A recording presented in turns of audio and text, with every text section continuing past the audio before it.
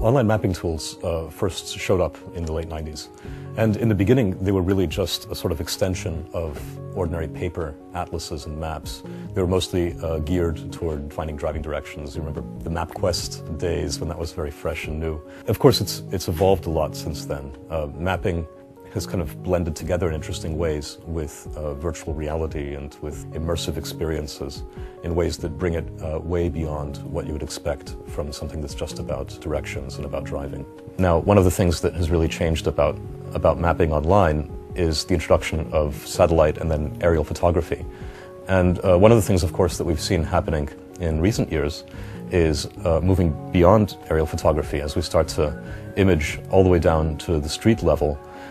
Then that's when the map really becomes sort of one-to-one with real life. And we really believe that it's not just a question of making a mashup where I can put different sorts of pins on a map, but rather being able to define an entirely new interaction, an entirely new experience around whatever kind of spatial task it is that you're interested in doing. And that's why we've opened up that app gallery. That's why that's the feature, I think the single feature that I'm most excited about. It's what turns maps from just an application in itself that's good for a very limited number of things to a surface on which an infinity of applications can be written.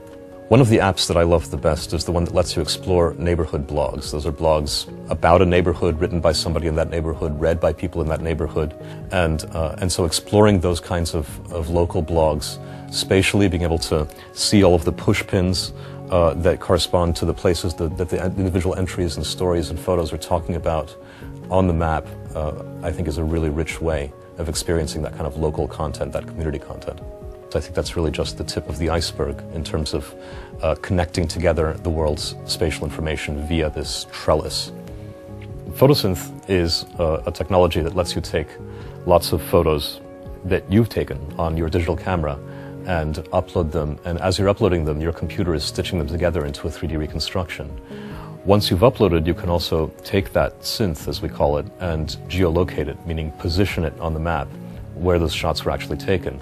If you look at how maps zoom really smoothly, scale really smoothly, that's technology that comes from Live Labs, that's Sea Dragon. The integration of photos, of individual photos into 3D environments, which then stitch into the maps, that's Photosynth, which comes from Live Labs and also collaboration with Microsoft Research, University of Washington. That uses computer vision techniques that are also related to the way we reconstruct 3D cities from aerial photography. And of course, all of this comes together by virtue of the hundreds of Bing Maps engineers who've been working very hard for the past year and a half to turn all of that into production quality, solid experience that all works together.